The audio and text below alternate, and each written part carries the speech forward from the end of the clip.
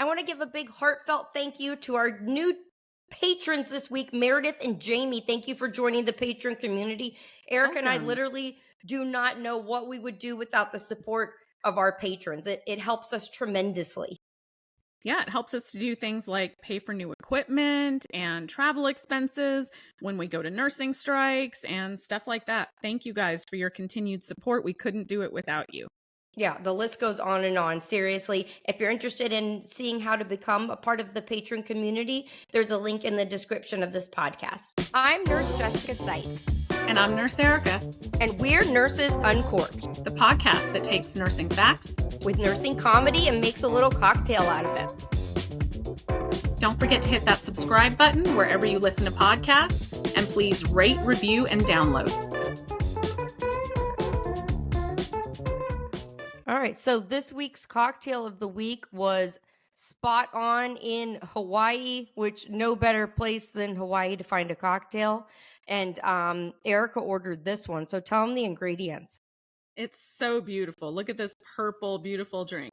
I'm probably going to mispronounce this, but it's called a Kualoa's Ube Brulee. And the ingredients are Terramana tequila, ube syrup, lilikoi syrup, lemon juice, egg white, and sugar melted on top. You can see the little like dollops of melted sugar on top. It was chef's kiss. Amazing.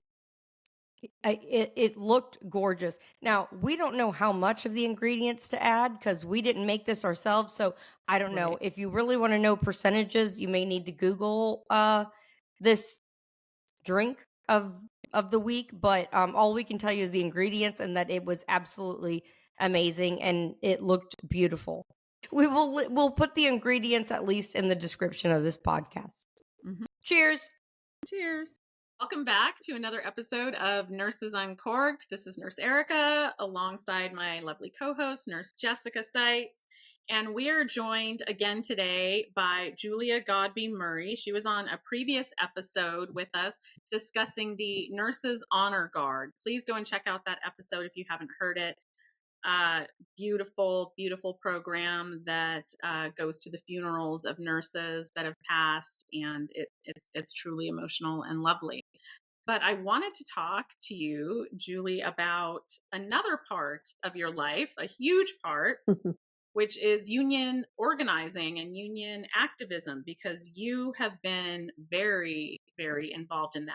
And it is completely separate. I want to point that out, as you did in the last episode. It has nothing to do with the Nurses Honor Guard. There's no union affiliation with that. But can you tell everyone kind of how you got started with unions? So my hospital had already been unionized when I started there. And I was one of those complacent nurses that just let the union do what the union does. And until we came time for contract negotiations and they had a tentative agreement. And I was a very quiet person too. I'm not hardly ever said anything. So I looked at that contract and I went, this is bullshit. And I threw the contract on I literally slammed it on the table and said, this is bullshit. And everybody turned around like, what? Julie Murray said something? And then I became involved. And so as it progressed, and sometimes when you have a union and your representation isn't what it should be, then you have to make the changes by getting involved. And so that's what I did. And then we ended up renegotiating that contract. I became a part of that. And the rest is history, as I became the chief union steward to represent the RNs at the hospital that I worked at. And you did that for years, a number of years. About 12 years, yes. Mm-hmm. Yeah. And you take it to another level. So much so that is it true that your representative wouldn't meet with you anymore because you had been knocking on his door for so long? Julie. Well, naughty kitten. I was very nice to him, and here this is a learning experience too, because I always would try to start out my letters to him with something positive. Like that he was doing. And sometimes it was a stretch to find that, but he did some really great work with veterans. And so I would notice that and let him know. And then launch into what my thing was, and then make an appointment to see him. And I get an appointment, and then I see him, and I'd talk, and then the next time he wouldn't see me. He'd always give me the intern or someone that was in charge of health and welfare or whatever. I never got to see him, even though the appointment was made and I was expecting to see him. And one time I even went in my nurse's honor guard uniform too. To really get attention. Yeah. But anyway, that in particular, that day, he gave me his intern and he gave me a private tour of the Capitol, which was really cool. And it was the intern's very last day. So I was picking his brain that whole time because he didn't have to worry about anything. He was going to be gone the next day. So I asked him, what's the best way to get the congressman's attention, because people they're letter writing or they're doing form letters. And he said, well, I'll tell you what. He said, it's the interns that read all the mail. They read all the email. They read all the snail mail. They field all the phone calls. So if you're sending form letters, they go in the circular file. The congressman never sees them. What you need are heartfelt letters that are written in your own experience and what you know is happening. It can't be just canned stuff. You just got to write from your heart. It's there. The stories are there. You have them. Yep. And he said, but not just one letter. You got to have hundreds of letters. That's the key. And so you don't write one letter. You write one letter a week. And you write a letter and you email, you tweet, you Facebook, you use all the social media, which on social media. Other people can see what you're writing on social media. Yep. It's powerful. So I was all thinking that it would be really great if nurses could even have letter writing parties so you could help each other write these letters and we all send them at the same time and just flood them. I love that. And I'm down to do a letter writing party anytime. I've done some similar things. People don't have to be afraid of what they're going to write. You're writing it from here. You're the ones that have lived the experiences that you couldn't be with that patient when they passed away and you should have been. Or you missed somebody going septic. And what was the result of that? You've seen it. And those congressmen are going to be a patient someday. Or their loved ones will be. Don't they want a nurse at their bedside? Do they want a virtual nurse? That was the latest thing that's up. That's getting me riled up right now is all this. Well, we're going to use an iPad to give you your discharge instructions. So we're going to have a Zoom meeting with you. Like, really? Aren't we the most educated people to assess if someone is being able to get what you're trying to teach them? Or are they sleeping through the whole thing you didn't know? I was telling Erica, I think that the key is that I think people know what to write. I think people aren't educated in knowing where to send it, who to send it to, that it's okay, how often they should send it. Should they do it via regular mail, email? Like, I think those are things that nurses aren't that familiar with, I don't know if we could maybe post the representative of each state or something if we... Well, we can definitely post. It's called Who's My Representative? .gov. Yeah. And then you put in your zip code and it brings up who your representative is. I'm going to form that as a question and then you can answer that.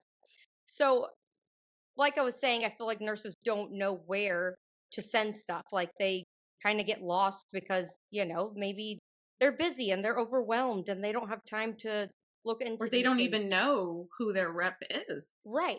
Is there some place that they can go to find this information or to figure out who to write to? Do you have a website you could navigate them to? If you go to who'smyrepresentative.gov, it'll bring up a place where you can put your zip code in and it will tell you all the addresses that you need and where they're located, where their offices are. Because I don't know if you really get how it feels to really meet with those people in person, face to face. Because if you don't have to go by yourself, you can make 2 people go with you or 4 people, or you can do it as a group. Make an appointment and you tell them how many people you've got and then just tell them what you're going through because they're not hearing us because we're not loud enough. Because you know who they are hearing and who is loud enough is the State Hospital Association and the C-suite representatives from the big healthcare organizations. They are meeting with them, I promise you, on a regular basis. They are in their face every week, every month. saying all sorts of lies about how damaging it would be to Yeah. have staffing ratios and this, Mhm. that, and the other. They hear from those people nonstop. They need to hear from nurses. Yes. And let's make it personal for them. You have a loved one that might have a medical condition and they have to go in for surgery, and something could happen, and you tell your stories of what happened. You were there and this happened, and this is what management did about it. This is how they handled it. And I always And say, you if can you're, always go ahead. you can always point to California, who did institute the safe staffing ratios. They always say, "Oh, the hospitals will have to close." Not a single hospital closed because of that. Not Thank one. you. Yeah. And I can tell you that the nurses that work there are very grateful for Oh, that. yeah. I mean, And it isn't perfect, but it's way better than what we're going way through. better. So I can always say, nurses if you're write? writing, Can they write a letter even if there isn't a bill that's on the table? Like, can you either way? Like, you can either write in Mhm. support of a bill that's trying to be passed, Yes. or you can just write in general and say, "I think it's important for this to be brought up." And I'm asking because I really don't know. What do you think is most effective? Either or? Well, right now there is a bill, so I don't know where it's at right now. It's sitting in languishing in whatever committee they've assigned it to. Yep. But if they get everybody, and it doesn't have to be a nurse to write it. Get your mom, your dad, your sister, your thank brother. you. Everybody can write these letters and say, "I was in the hospital and this is what happened to me." Instead of they go on Facebook and they go, "I was at this hospital and they left me in the hallway and they did this and this happened to me." Don't put it out on Facebook. Tell your representative that's what Mhm. happened. I And guess of what I'm course, it's trying to not going to say is, affect them because they aren't going to get that treatment. If they go in the hospital, oh, it's a representative, they're going to put them right in the best room they got. But this is there your are PRP some average things on a person. treatment. national level versus a state level, though, correct?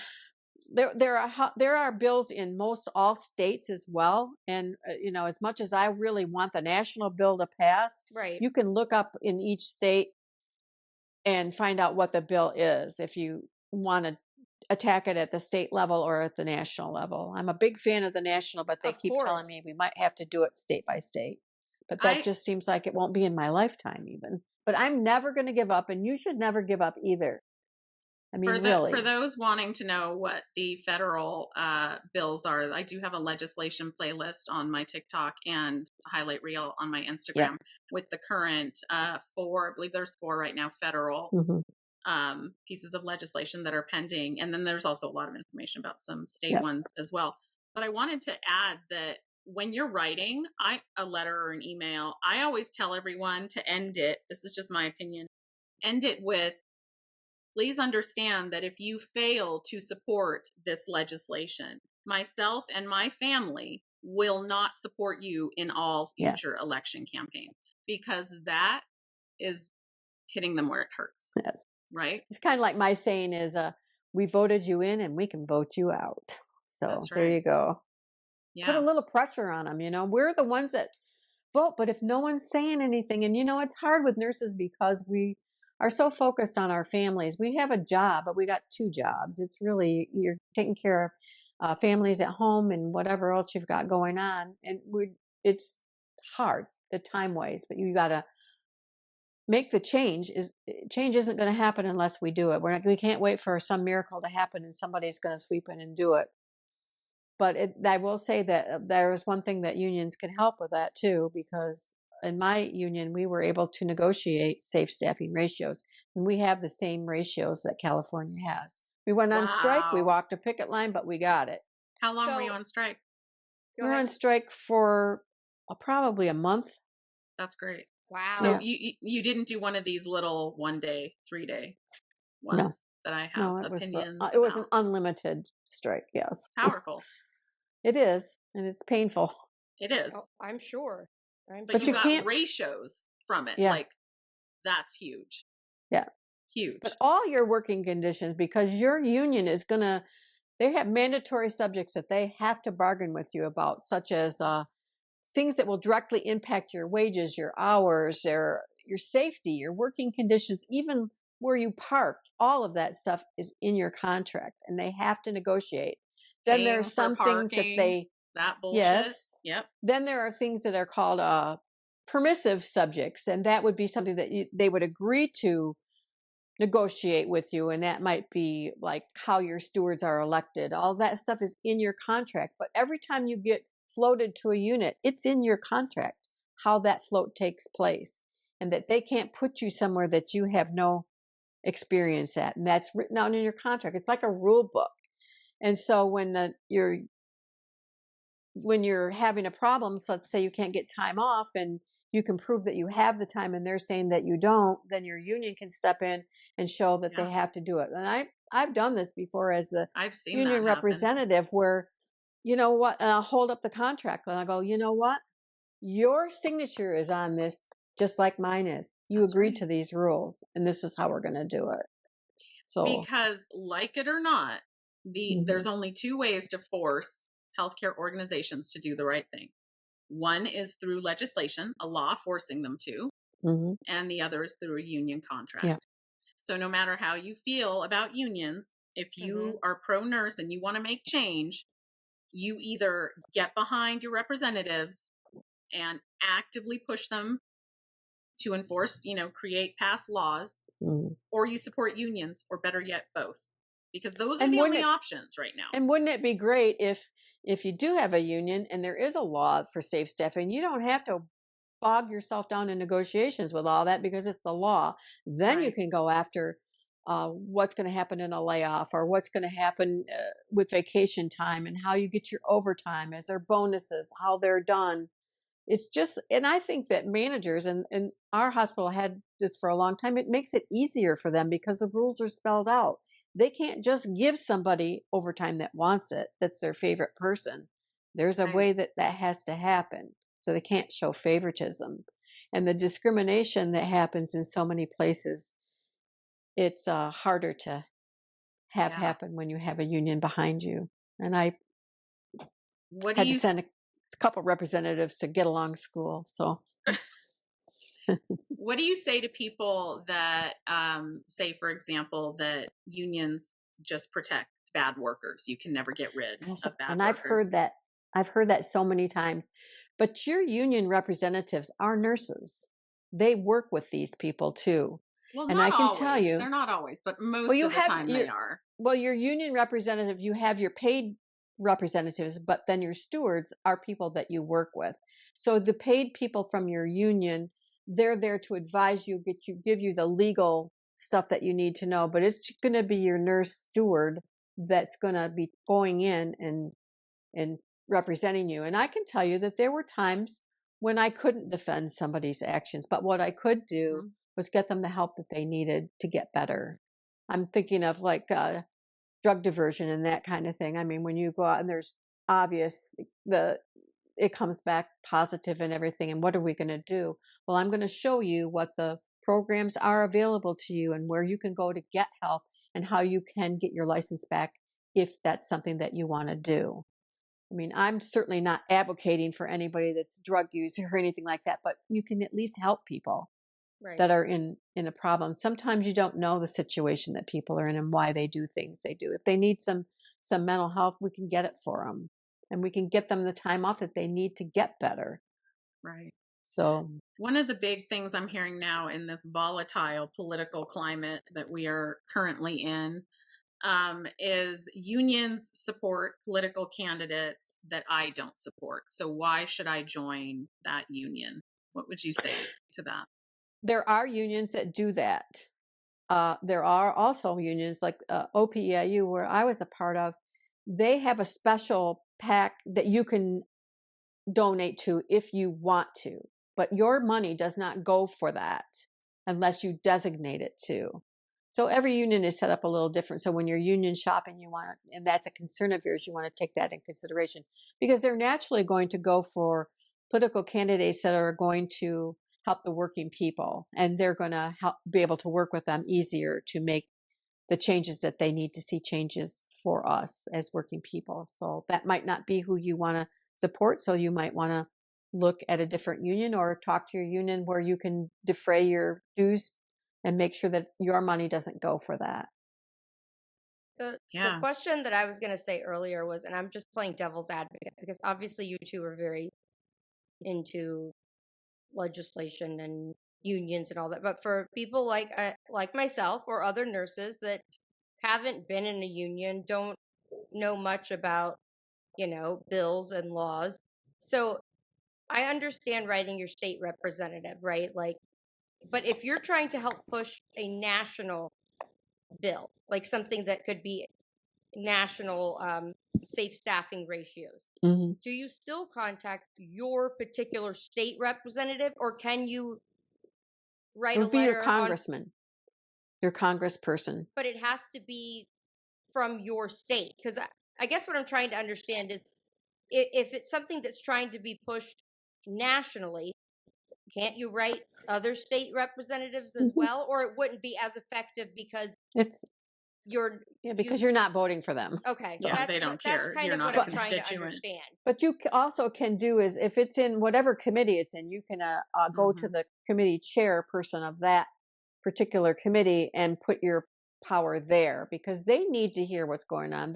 They've gotten this bill in the committee. They don't know anything about it. They don't know what's going on. So we can educate them on that way for sure. Okay. And for sure, you need your congressperson to represent you, and how their constituents are very powerful, that people don't know the power that they have, really, when it So the comes best down place to it. though to start would be to go to the website that you said to Yes. find the representative and Mhm. and start that Yep. way. Okay. I just And you'd want want to look in your state, if you're interested in a statewide bill, look in your state to see if there is one and what it is, and you can go that way too. I'm going always. I'm like states You're and going in federal every both. way. Yeah. Yeah, I Yeah. agree. But I'm only one person. So if we did it together, I mean, Oh, yeah. imagine 5 million of us. Yeah. Come I know. on, we can do this. I'm never giving up. That's for sure. I love your passion. Yeah. What about people that say management will fire me if they know that I support a union or that I want a union to come in here? Well, if you don't have a union and you're just starting to get a union, it really starts with a conversation between one or two people away from the hospital. And you take a look at what are the issues that we're looking at. Are these things that a union could help us with? 9 times out of 10, they really are. So then you're going to kind of out of sight be gathering people's email addresses and that kind of thing that might be supportive of this. And then you take that to a union of your choice and ask them to help you. Then from there, they'll guide you on the best way to meet, how to make sure that you have support.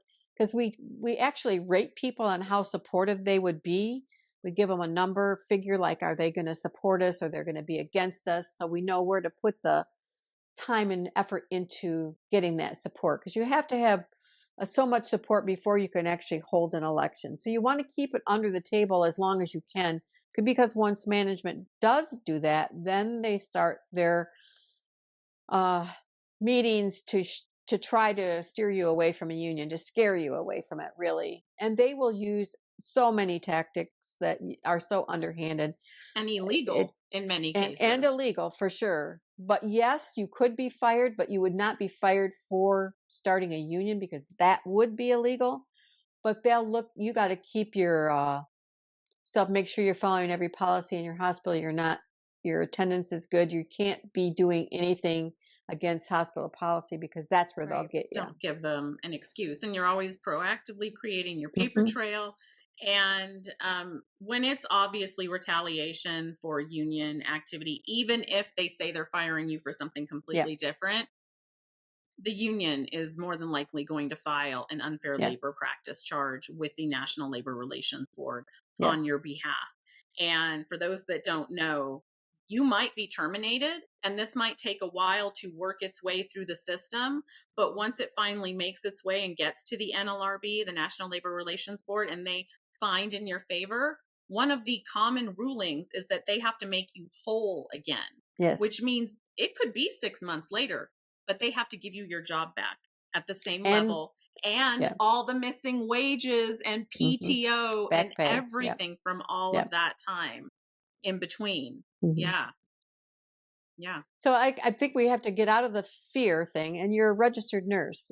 If you do get fired, you're going to work somewhere. Right. Unless Like, you're in a be for remote real. area where there's only one hospital for hundreds of miles, that might be a little more difficult of a situation. But honestly, we have to climb out of that fear thing Yeah. because, and I tell you, once management realizes this makes their job easier, then they'll support you. So now, like my Yeah. hospital will do joint labor management projects together, and we'll support something, and they'll support it as well. And I know in one of our contracts we had for money set aside for to honor Martin Luther King Day, and they had things that we could do, blood pressure screenings and things that we could do that they would support us that way. So that was kinds of things, extra things you can negotiate in your contract, just Yeah. to show you that it's just everything that matters in your workplace is something that can be put in that contract. Go for Now it. we're going to take a moment to hear a word from our sponsors. Obviously, on Nurses Uncorked, we love a good cocktail. We love a happy hour. That's why I was so excited to find out that Stink Bomb Odor Blocker has a happy hour gift set, including a Moscow Mule flavor scent. That's my favorite. I know. love it's your Moscow Mules. It's your favorite drink. Tell them about Stink Bomb and what it does. Yeah, it's this handy dandy, looks like a chapstick. Put it in your pocket. You just dab a little bit under your nose. It covers up all the nasty scents that we're exposed to at work. It comes in all these different scents. If you look on the website, she has, and it's created by an ER nurse, which is just amazing. She has all these different kits. There's a survival kit, the happy hour kit, which I need to get my hands on. Yeah, and soon she's going to launch her holiday gift sets as well. Yeah, you can go to stinkbombodorblocker.com to check it out and load up on this for the holiday season and use code UNCORKED15 for 15% off. Erica, I believe you have the problem of the week this week that somebody sent you. Take it away. What problem are we fixing? Problem of the week. Yeah, a PACU nurse wrote in wondering how to address when physicians are refusing to put in their own orders. And that a lot of the staff are like, well, that's just the way it's always been here. And the nurses are putting in the orders for the physicians. So, first and foremost, in my opinion, you got to get the policy.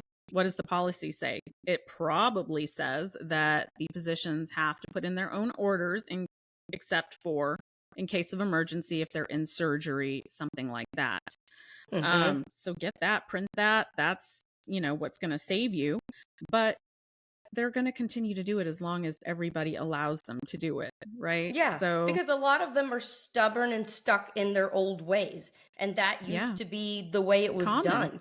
Yeah, they verbal something and you put it in, and they'll sign off on it later once it's in the system. But they obviously a lot of times they just don't feel like freaking putting it in, and it's really hard too. But yeah, of course it's more liability on us because they might say that we heard it wrong, that we entered it wrong, that's not what they told us verbally, and throw us under the bus, and there's all sorts of evidence-based research that shows that you have better outcomes, that it's safer for patients if physicians are putting in their own orders. That's why the whole VorbTorb thing came up, because somebody VorbTorb, verbal order read off, telephone order read back, oh, I've never heard it called that. Yeah, that's what we called it. Verbal order read back or telephone order read back, because there is such an ability to lose something in translation when a doctor says something verbally and then you go and put it in.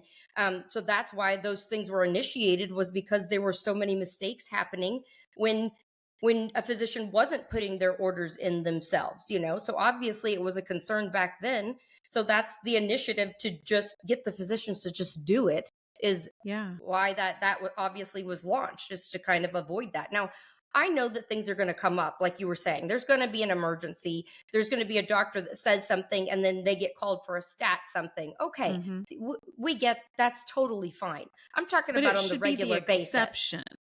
Yeah, exactly. An exception to the rule, not I'm Dr. So-and-so and I'm Dr. Enrique and I've always done it this way. No, sorry, Dr. Enrique. Things are changing, and put the policy down. Bring them a study on how outcomes are better. I don't follow know. your chain of command. Make sure you're documenting that you've told your manager about it. You could also maybe even reach out to the informaticist there at your hospital, because they usually will be tracking those kinds of things, physician order entry. And compliance officer, you could reach out to them. You know what I found too is like instead of when they give you a verbal order, if you look at them and say, okay, as soon as you put that order in, I will get it going. Like reiterate to them, hey, you need to Yep. do what you're supposed to do. And then a lot of times they will get that message. Now, if they look at you and say, I have a case on the table, there's something like I've got to run to, okay, use your judgment. But if it's just a typical day and they're just trying to push the envelope, reiterate that and say, so that they know I'm not going to follow this order until you put it in the computer. And if your coworkers are giving you a hard time saying the old adage, that's the way we've always done it here, which is one of my biggest pet peeves, I would just look at them and say, I understand that used to be common practice, but now we know better, so we do better. You sound like an infomercial. I understand that used to be common practice, but now I know better and I do better. Knowledge is key. It sounds like an ABC special. I hope that helps. Honestly, just stand your ground. And sometimes it takes a little while to break these little stubborn physicians, but eventually they will get the message. Assuming your charge nurse and everybody else backs you up, then they'll get the message. It'll eventually happen. Okay, we're back with Julia Godby-Murray. Are there any big success stories that stand out in your mind over all the years of being an active part of the union? Tell us some of the good ones. Well, so we had one nurse and she worked in the emergency room, and she had a child that was sick and she was due to come into that shift that afternoon. So she brought the child into the ER and had him throat swabbed and all of that stuff. And then she wanted to know the results of it. So the doctor said, oh, just go look it up. And she did. And then they got the medicine and all that stuff. Well, they were charging her with theft of service. And even though she used her insurance to pay for it and all of that, because she looked up the results, that was a HIPAA thing, and they fired her. And she was a great nurse, and it was unbelievable how they raked her over the coals, and she lost her job over that. And this went on for months and months. We had to get our case together, and then it will go to arbitration if you can't come to an agreement. So this one went to arbitration, and the arbitrator is like from the federal government. They come in and they're just a neutral party. They don't have a dog in the fight at all. And so they ruled in her favor, and she got all of her back pay back, her job back, which she decided she didn't want it after all, and went somewhere else in the meantime, because it had taken a long time to do that. But she got so much money that I'm not allowed to tell you how much money she got, because we had to sign a confidentiality agreement. On top of the fact that she won all of that and her reputation was restored, they came to a settlement, and she was more than made whole for that. So that's really good. So can we talk about the quote that I brought up earlier, which I'm obviously understanding what it means, but it is, I love it. So the quote is, if you don't have a seat at the table, you can guarantee you are on the menu. Explain that. So being part of a union gives you that seat at the table.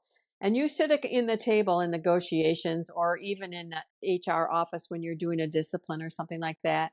And that goes back and forth. But if you're not having a seat at the table, let's say you're getting a discipline, they're going to just eat you alive and do what they want to do. No, they're not going to investigate anything. That's one thing the union will do for you, is a fair and complete investigation has to happen. They can't just say, Susie over there told me that you said something really bad to a patient, and so we're going to fire you. Progressive discipline. Then you're gone. Yeah. So then this happened one time and it happened in the ER, where it was a nurse that was in room 3 said she overheard a nurse in room 6 tell something to a patient that was inappropriate. And they went through this whole thing. And it would have been inappropriate had she said it, but she said she never did. Mhm. And so then I go in and I talk to all the people that worked that day. I talked to anybody that heard anything and, anything like that. But then I went to room 3 and asked somebody to go down to room 6 and start talking. Mhm. And guess what? You couldn't hear anything. That's what I was going to ask. How could Love she it. So, hear? well, I do, and I just put that out there. So what this person is saying, you're saying she's lying. No, she's saying she's lying. I'm saying she's lying. She couldn't even have heard what that she said she heard. She didn't like the person. She wanted to get her in trouble, and that's what it was. That's all it was. So then that was taken It off is of her very record. hard to hear room to, especially Yeah. if they're not right next to each, even if they are right next to But each other. they Unless made you're up such a speaking story. really yeah, Like really. right. Yeah. Well, that was good that you were able to Yes. uncover that. Well, that you have someone fighting for you and Yes. investigating for you. There was one nurse that we had mandatory overtime before we overturned that in our contract. But anyway, and it was Christmas Day. Another Christmas Day. Success. You Yes. overturned the mandatory overtime. Yes. Amazing. But she was in Detroit, which is about an hour and a half away from where we are, with her family celebrating Christmas. And they called her and said, we're mandating you for the shift tonight. And she said, well, I can't And she do wasn't it. scheduled? No, she was mandated to come in because somebody called in. They didn't have enough people, whatever reason. That's awful. And so they were going to discipline her. No. Oh, God. And so we're in there in the discipline meeting. We're in the discipline meeting, and this HR guy is he just hates nurses. Yeah. He does. I think they it's 'cause do. A lot of we HR make more do. money. Well, we make more money. We than make he more does, so. money. We outnumber them. Yeah. Yeah. They know that we hold the So power. then We just don't know it. He's talking to her, and he's talking about her kids and stuff and how she homeschools her children. And he said, and she was a Baylor person, so she usually only worked weekends, right? So he wanted to know, well, how can you homeschool your children on Monday morning when you worked all night on Sunday night? And that's when I came out of the chair and almost grabbed him. She reached over and grabbed me. And I just said, that is none of your business what she does with her children in her homeschool. And that was one of my more memorable times. And she was able to get that discipline off of her record as well. So, I mean, just some of the unfair things. I always like to say there are no humans in human resources. I love that. But it may be different in other places, but in my experience, it's been sometimes very difficult. And I would love to see that change too. But they are held to the standards of your contract too. So they can't do all that happy horse shit with you. So. And I always say one of the, I think, biggest selling points for being in a union, if you aren't, is wine garden rights. Like, to me, that's priceless. Like, take my money. Take my money. If you just give me my wine garden rights, like, take my money. Honestly. But tell them briefly, people that don't know. So if you're called in to the manager's office and they say they want to talk to you about an incident that happened the other day when you were working, and you ask them, could this lead possibly to a discipline? And they go, it possibly could. Do I need my union representative? I say, don't ever say that. Yeah, don't always even say, ask. I want my union representative. They have to, by law, stop the meeting. They cannot ask you any more questions until we can get a union rep there. That's like saying, I want my attorney. It is like that, yeah. Yeah. Right? Yeah. It is. That's a good analogy. Yeah. Mm-hmm. And everybody usually understands that. So you need somebody to represent you. Yeah. But for sure, a lot of people, they just think, oh, they're just being nice. They just want to ask me questions. Yeah, right. Do I need my how union rep? manipulate Yes, you is they to just get you in do. the office behind closed doors where there's no witnesses. I mean, I have personally been a victim of that, like, more times than I can remember, where you're just I had a nurse manager that had it out for me.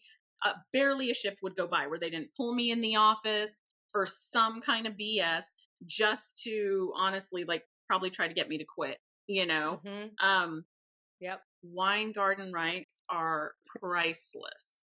For Priceless. Sure. Yeah. And the people that will say that my union doesn't do anything for me, then get active, become a steward, or go to the meetings and do that. Because like I said, I was that complacent nurse that just, they negotiated 3%. Well, that's a big deal, you know. Get so now I got involved the union. and we changed it. You are the union. That's one of the corniest phrases, but I use it a lot for sure.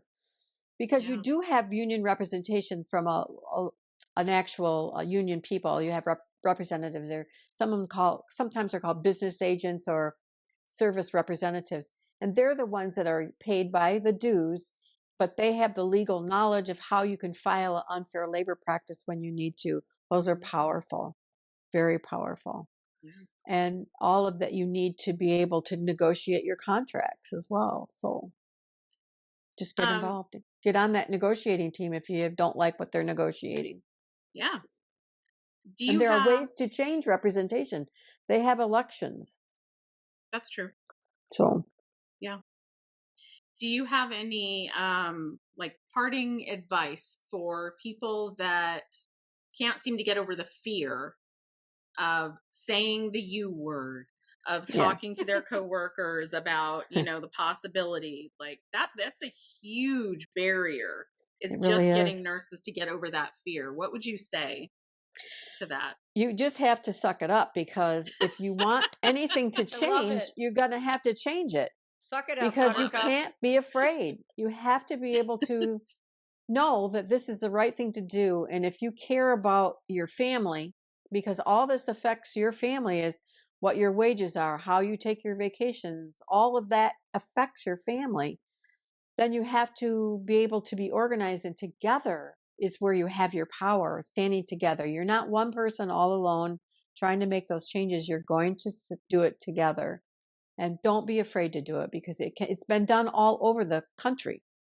And unions are really taking a real upturn as far as the new generation coming in. It seems to understand that we do need this to be able to make the changes. If you don't do anything, for sure, nothing will change. Exactly. And as Nurse Erica once said, fill out your union card. Sign the card. It doesn't mean you're dedicating yourself to it. Sign the card. When it gets to the point where, let's say you've gone through all that and you have enough interest to hold an election, you'll have cards that say, yes, I'm interested in a union. Those cards by law cannot be shown to management. So no one in management can see. You can be under the table the whole entire time and let your brave colleagues that seem to speak up be your speakers, but just support them. And when they have a meeting, go to it. Educate yourself about what's going on. Ask those questions that you are afraid to ask, and find out. Don't be afraid. I love that episode we did. Erica just, what did I say? Be afraid to sign the union card. And then everybody's going, where's my card? Why nobody will sign the card. Like, it's literally checking a box and a signature. That's it. And it's saying, I want to hold an election. Like, you're never going to, because people are like, well, if we have an election, I'll vote for it. You're never going to have the election if you don't sign the goddamn card to have the election. Listen, signing the card. I knew it. Yes, but that's the thing, though. But signing the card doesn't mean that you're supporting it. It just means you want an election. Let's see where it goes. And the federal government comes in and holds that election. Yeah. The NLRB representatives come in and they hold that election. So they're all above board. Management. There's it's not management, and it's not people that you don't like for whatever reason you don't like them. It's the federal hypothetically, government. You could sign the card and then still vote against the union. You could. Right. No one would ever know. But like hypothetically, you could, right? But in order for them to know that there's enough interest. Yeah. For them to put in the time to make the election, and you don't want to lose the election either. I mean, it doesn't mean that you're not going to try again. What do you think of union busters, Julie?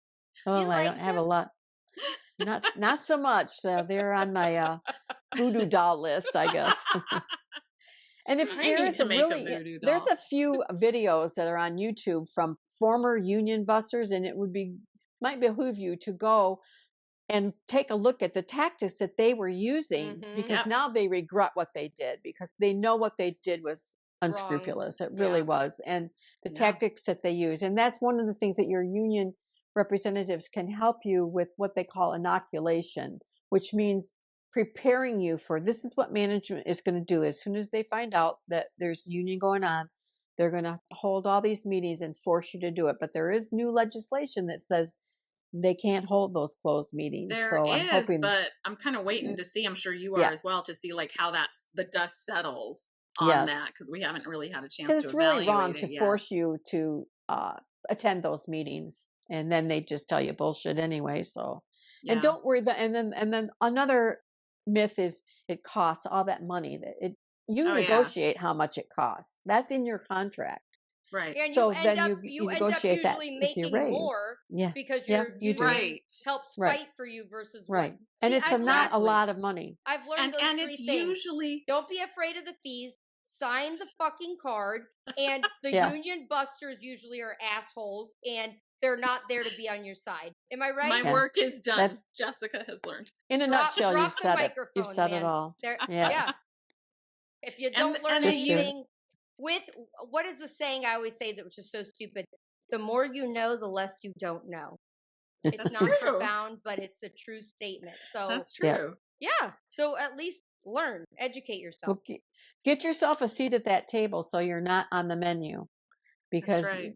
it's so powerful when you're sitting across from management and you know they can't touch you. Mhm. They cannot. You can say whatever you need to say, Because and someone I is probably taking official minutes and there are yes, records of that yeah, meeting.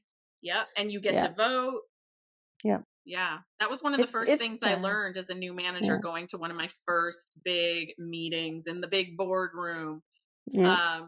Someone, a nurse that I really looked up to, told me that same quote. All I can say is the times that I was being bullied by my charge nurse and my nurse manager, and they were trying to get me to quit. If I had had the power and I had had the ability to say, I want to bring in my union representative, Hmm.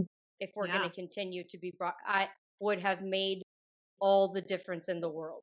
And I can tell you that we did address that situation with managers that were that kind of problem, and we're able to get a resolution to fire them But I've you instead seen feel of that so too. what they have. inferior when you're called in by a manager and you Yeah. don't have something that you can really do or say other than Hmm. you're stuck in there. Like to have somebody in your corner would make Yeah. all the difference in the world, because Yeah. it ends up It being it's does. your word against their word, you Yep. know, and that's the hard part. Yeah. Yeah. I remember, Jessica, you telling the story about being railroaded and brought into your manager's Yeah. office, and they were saying like they accused you of something stupid, like kissing your now husband, then boyfriend, who was a physician there, like in the med room or And then something, licking right? his fingers at the nurse's station. An Yeah, something OBGYN ridiculous.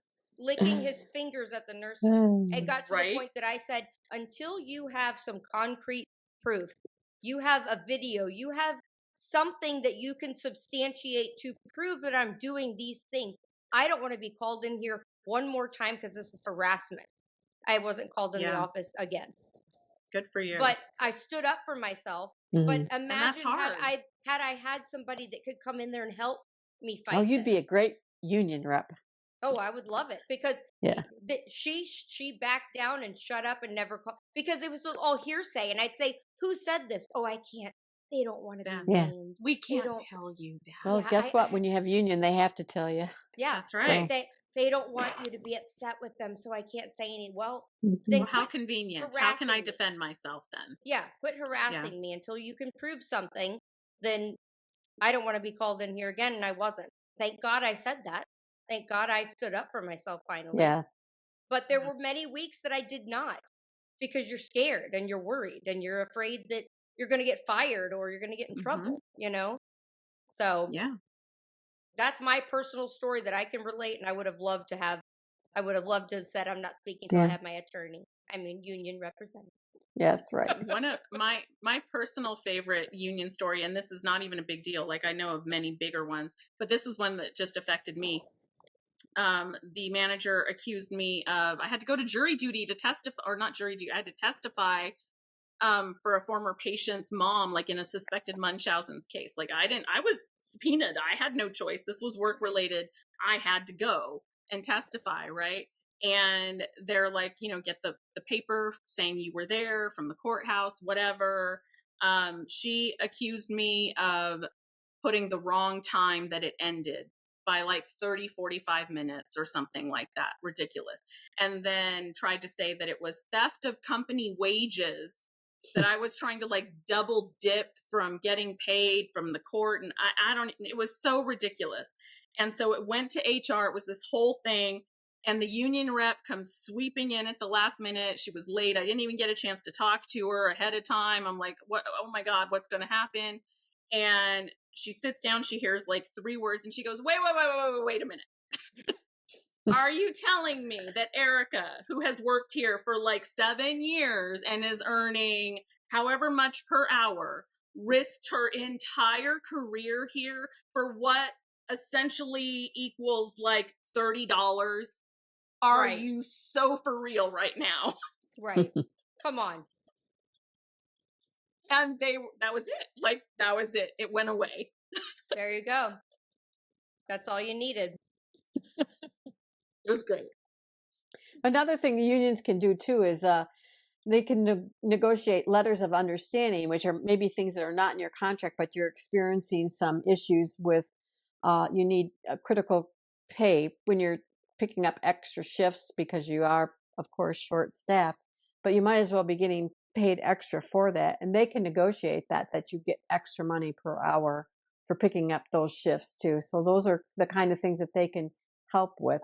And even with staffing, as far as that goes, you still have your staffing committee, but they have to fill out a short staffing form and then prove that they didn't short staff you. And I'm telling you, it got to the point where they just passed them and paid them because it was just so blatant. It was really blatant. So I think at some point they actually put it in their budget that they're going to pay that. But at least you have a voice.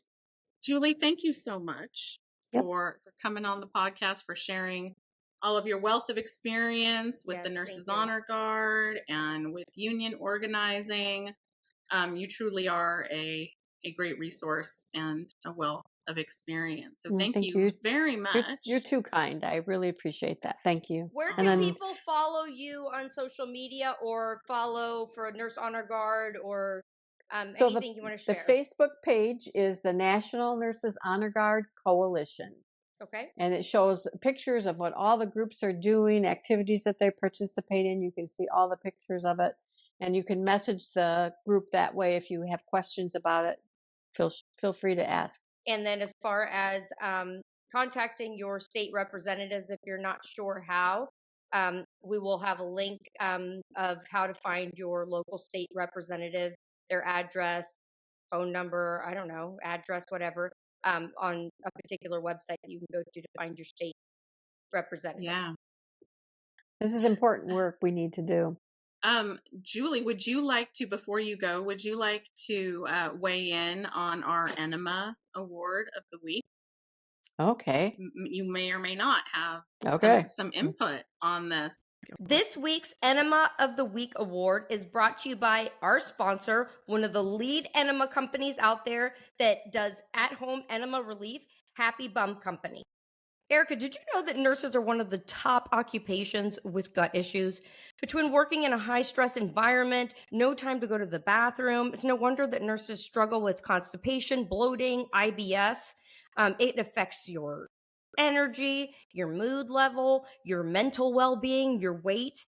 And we all know how important our bowels are, and using regular laxatives like all the time is not the answer to fix this problem. Sadly, our work environments are not changing, but there's this amazing company called Happy Bum Co. that's changing the way people think about gut health. They've created an award-winning coffee enema. It's all natural, and it's a great way to instantly relieve constipation and bloating at home. Yeah, you can also receive by going to happybumco.com. You can take an additional 15% off if you use our special discount code Nurses Uncorked for 15% off.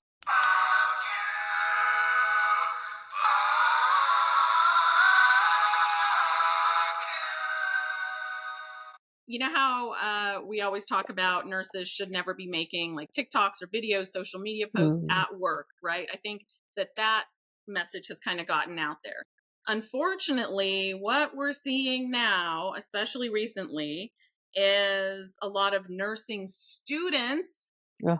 that are making TikToks and social media videos during clinicals I have seen in this. the facilities. I have seen this. I have seen this.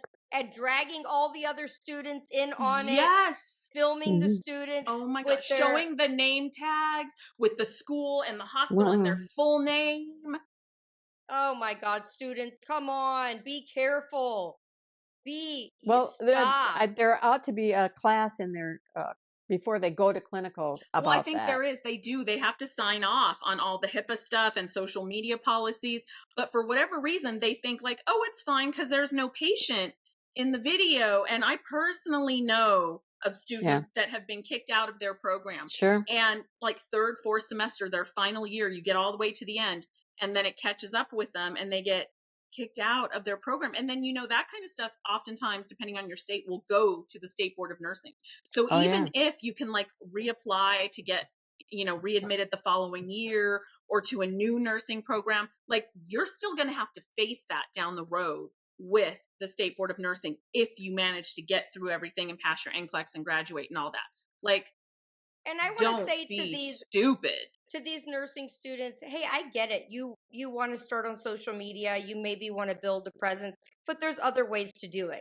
You can talk about struggles with your studies. You could talk about get ready with me, a day in the life of a nursing student. Like there's other things that you can do on social media that are not actually filming at your clinical location. Yeah. Hey, if you want to talk about green screens. Today was a rough day. I feel like I wasn't able to keep up with my instructor, or I wasn't able to keep up with the nurse I was assigned to.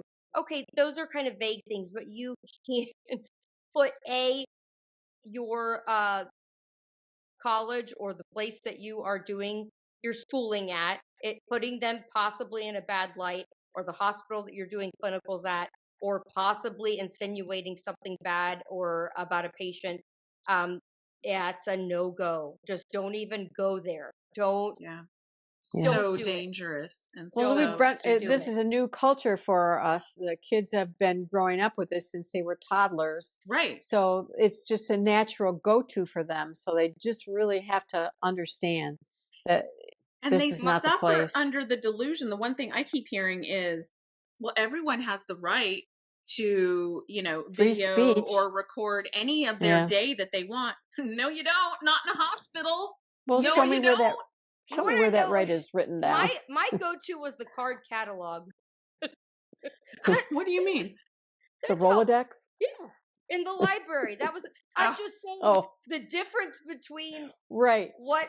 We Google everything, and we used to go in and look in the card catalog. Yes, what I'm the saying Dewey is Decimal the System. accessibility to social media and computers and all of this is so different now from when we were nursing students. Where the only thing you could go to look up or do something was in the library.